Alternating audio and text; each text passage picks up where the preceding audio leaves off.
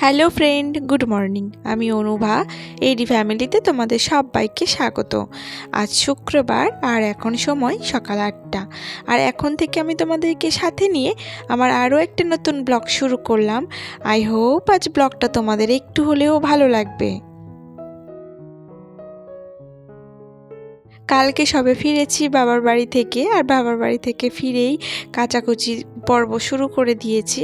মানে বাবার বাড়িতে নিয়ে গেছিলাম জামা কাপড়, যেগুলো পরে গেছিলাম, আর বাড়িতে তো কিছু ছাড়া জামা কাপড় ছিল, সেগুলোই কিন্তু মেশিনে দিয়ে দিয়েছি। আর আজকে উঠেছিও অনেক সকাল সকাল, তো উঠে থেকেই ভাবছিলাম কাচবো, তো মেশিনের মধ্যে ঢোকাতেই থেকে কারেন্টটাই চলে গেছে, তো ওই জন্য একটু লেট হয়েছে। তো একেবারে কাচাকুচি করে তারপর দিকে রান্নার জোগাড়ে এসেছি। সব কিছু কিন্তু পরিষ্কার করে মুছে মেজে নিয়েছি।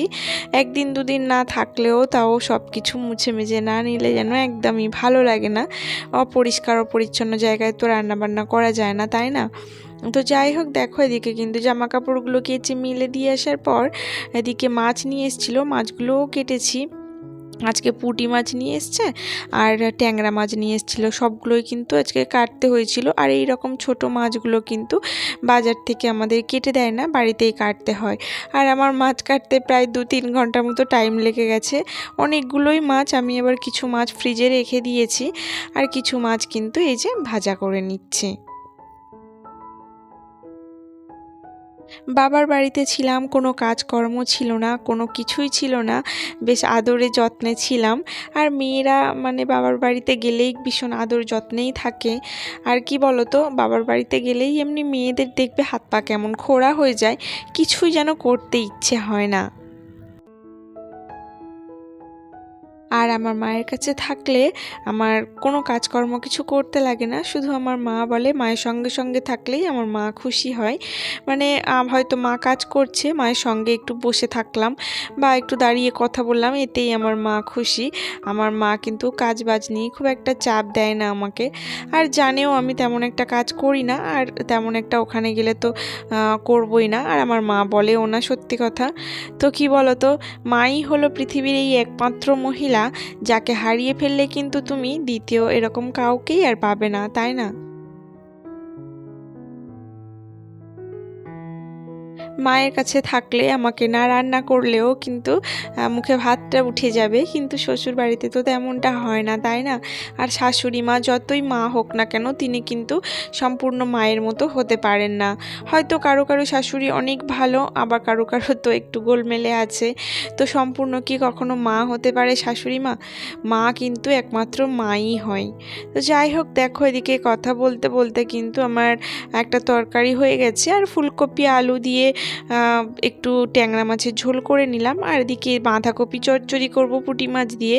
তো আমি না বাঁধাকপিটা এরকম একটু ভাপিয়ে নিই, একটু জল দিয়ে, আর বাঁধাকপিগুলো পরিষ্কার করে ধুয়ে সেই জলে একটু ভাপিয়ে ফেলে দিই, যাতে বাঁধাকপির যে গন্ধটা সেটা কেটে যায়। আর কি বলো তো, এরকম ভাপিয়ে ফেলে দিলে না গ্যাস অম্বলটাও হয় না। যাদের দেখবে বাঁধাকপি বা ফুলকপিতে গ্যাস অম্বল আছে, তারা এরকম ভাপিয়ে ফেলে দিলে কিন্তু গ্যাস অম্বলটা একেবারেই হয় না।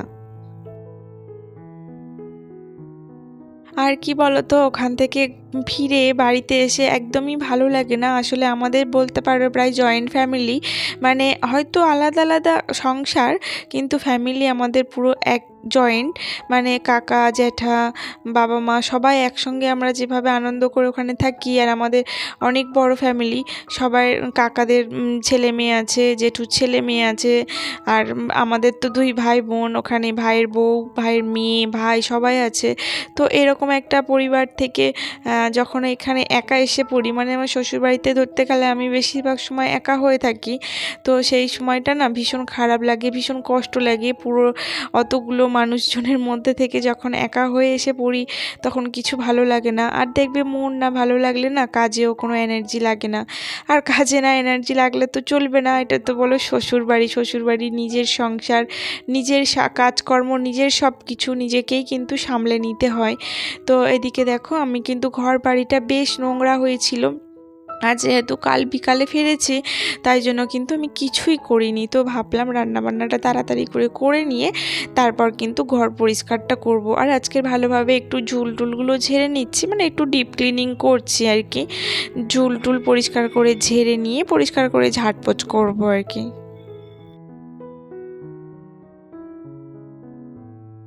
আমাদের মতো হাউসওয়াইফদের এই সব কাজকর্মগুলোকে নিয়ে কিন্তু ব্যস্ত থাকতে হয়।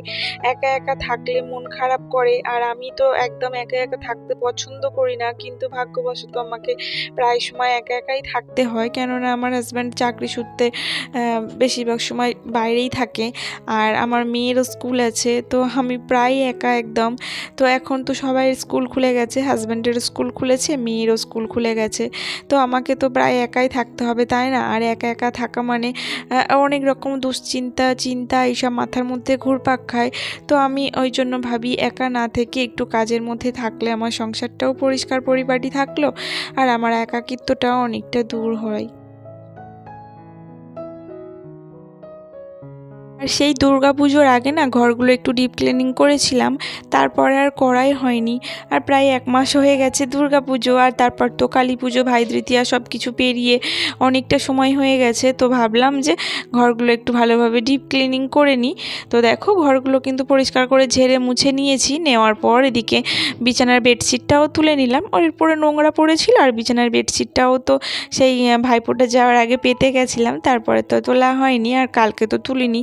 মানে শুতেও বেশ খারাপ লাগছিল ২-৩ দিন দিয়ে, যেহেতু পাতা ছিল বেডশিটটা। হ্যাঁ, ওই জন্য কিন্তু আজকে সকালে সেগুলো পরিষ্কার করে তুলে একটা নতুন কাঁচা বেডশিট পেতে নিলাম। ঘর যখন দেখবে অপরিষ্কার অপরিচ্ছন্ন হয়ে থাকে, তখন দেখতে একদমই ভালো লাগে না, আর সেই ঘরের মধ্যে কিন্তু চলাচল করতেও একদম ভালো লাগে না। যতক্ষণ না পরিষ্কার পরিচ্ছন্ন থাকে ঘর, ততক্ষণ ভীষণই খারাপ লাগে।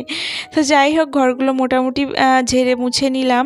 নেওয়ার পর বিছানার বেডশিটগুলোও চেঞ্জ করে নিলাম। নিয়ে এই যে দেখো, যে শাড়িটা পরে গেছিলাম, সেই শাড়িটা একটু রোদ খাইয়ে নিয়েছি, নিয়ে এটাকে কিন্তু ভাঁজ করে আলমারির মধ্যে রেখে দেবো।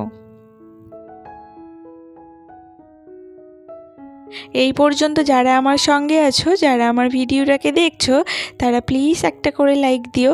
আর তোমরা লাইক করলে কি হয় বলো তো, যে তোমরা লাইক করলে না, এক একটা লাইক আমাকে ভিডিও করার জন্য না অনেকটাই উৎসাহ জাগায়।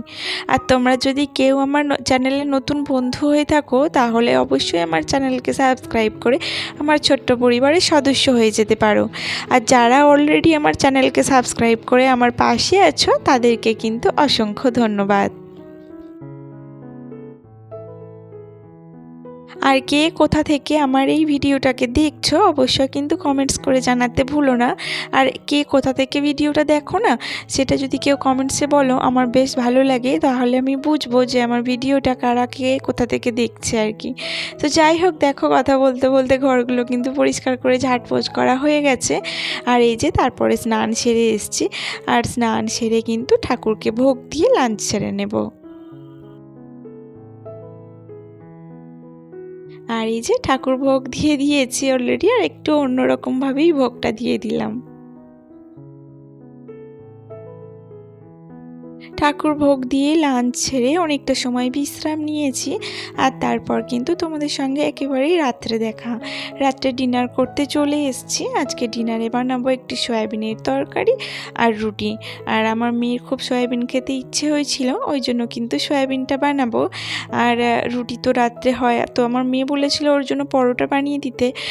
ও একটু সয়াবিন হলে না পরোটাটা খেতে বেশি ভালোবাসে, কিন্তু আমি ওকে দিইনি, কেননা ওর শরীরটা খুব একটা ভালো না, আর বেশি তেল মশলা ওকে দেওয়াও যাবে না, যার কারণে কিন্তু ওকে আমি তেলে ভেজে একেবারে দিইনি। মানে এই রুটিটাকে একটু তেলে ভেজে দিলেই ও খুশি হয়ে যেত, কিন্তু ওকে আমি তেলে ভেজে দিইনি। আর কি বলতো, এই যে তেল জিনিসটা, এটা একদম কিন্তু আমাদের থেকে বর্জন করা উচিত। এই তেল জিনিসটা খুবই ক্ষতি করে। এই ৩টে জিনিস না খাওয়াই ভালো, যেমন তেল, চিনি আর সাদা ময়দা। এই ৩টে জিনিসই কিন্তু মানুষের সবথেকে বড় রোগের কারণ। তো যে যত এই ৩টে জিনিসকে অ্যাভয়েড করতে পারবে, তার শরীর কিন্তু ততটাই বেশি ভালো থাকবে। তো আমার মেয়ে এই জিনিসগুলোই বেশি পছন্দ করে, মানে ময়দার জিনিস বা ফাস্ট ফুড, তারপর এই যে তেল মশলা জাতীয় খাবার, মিষ্টি, এই সব জিনিসগুলো আমার মেয়ে বেশি পছন্দ করে। তো আমি যতটা পারি ওকে একটু না দেওয়ার চেষ্টা করি, কিন্তু কি বলো তো, ও যেহেতু ছোট, ও তো আর এতটা বোঝে না, তাই মাঝে মধ্যে হয়তো আবদার করলেও ওকে দিতে হয়।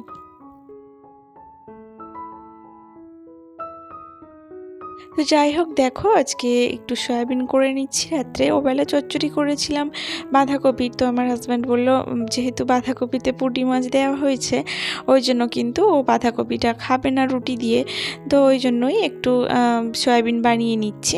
আর আমার মেয়ে তো সয়াবিন খাবো খাবো করছিলই, তাই জন্য একটু বেশি করে কিন্তু সয়াবিনটা বানিয়ে নেব। আর বলতে পারো আজকের দিনটা কিন্তু বেশ কষ্ট লাগছে, কেননা বাবার বাড়িতে যখন ছিলাম কিছুই করতে হচ্ছিল না, আর আজকে প্রায় সকাল থেকে অনেকটাই খাটনি হচ্ছে আমার উপর, তাই জন্য কিন্তু কাজকর্মগুলো করতে বেশ কষ্টই হচ্ছিল। একদিন দুদিন কি বলো তো রেস্ট পেলে তখন শরীরটা যেন বসে যায়, আর কোনো কাজকর্ম তেমনই করতে ইচ্ছে হয় না। আর শ্বশুর বাড়িতে তো কাজকর্ম করবো না, শুয়ে থাকবো এমনটা তো হয় না, সেই জন্য আমাকে সবটাই করতে হচ্ছে, ঘর পরিষ্কার থেকে শুরু করে আর রাত্রে ডিনার পর্যন্ত সবটাই করতে হচ্ছে। তো যাই হোক, এদিকে দেখো আমি সয়াবিন তরকারিটা বসিয়ে দিয়েছি, দিয়ে না কিছু বাসন পড়েছিল সেইগুলোই মেজে ঘষে নিচ্ছি। আর আমাদের মতো হাউসওয়াইফদের দেখবে সকাল থেকে রাত পর্যন্ত কিন্তু সংসারের সমস্ত কাজ নিয়ে ব্যস্ত থাকতে হয়। সংসারে সমস্ত কাজ থাকলেও বেশিরভাগ সময়টা কিন্তু আমাদের রান্নাঘরেই কেটে যায়। রান্নাঘরেই কিন্তু হাউসওয়াইফদের জীবনটা বেশিরভাগ সময় চলে যায়, তাই না? আর কি বলো তো আমার শরীরটাও খুব একটা ভালো না, তোমরা গলা শুনলেই হয়তো বুঝতে পারবে শরীরটা খুব একটা ভালো নেই। তো কি আর করা যাবে, ভালো না থাকলেও তো সব কিছু করতে হবে। আর আমার তো একার সংসার, আমাকে মানে শুয়ে থাকলে তো আর হয় না, সমস্ত সবটা না করলে কিন্তু কারোর মুখেই আমি কোনো খাবার তুলে দিতে পারবো না। তো যাই হোক দেখো কথা বলতে বলতে এদিকে কিন্তু আমার সয়াবিনের তরকারিটা হয়ে গেছে, আর রুটিটাও কিন্তু কমপ্লিট হয়ে গেছিলো। সমস্ত সব পুজো পার্বণ কিন্তু মোটামুটি চলে গেছে, আর আজকে পর্যন্ত তো কার্তিক পুজো শেষ। তো এবার পুজোর পর্বটা শেষ করে কিন্তু বাচ্চাদের পরীক্ষা, স্কুল এই সব পর্ব শুরু হবে, আর সেই সবের প্রস্তুতি এখন চলছে। তো যাই হোক মোটামুটি শেষ হয়েছে বলা ভুল, আবার তো মঙ্গলবার জগদ্ধাত্রী আছে, আবার সোমবার ছট পুজো আছে। তো এরকম পুজো পুজো করে মোটামুটি যাচ্ছে দিনগুলো। তো যাই হোক দেখো এদিকে কিন্তু আমার ডিনার কমপ্লিট হয়ে পরিষ্কার করে নিলাম গ্যাস ওভেন, রান্নাঘরটা পুরো পরিষ্কার করে নিলাম। আর আজ ভিডিওটা এই পর্যন্ত শেষ করছি। সবাই ভালো থেকো, দেখা হবে পরের ভিডিওতে, টাটা।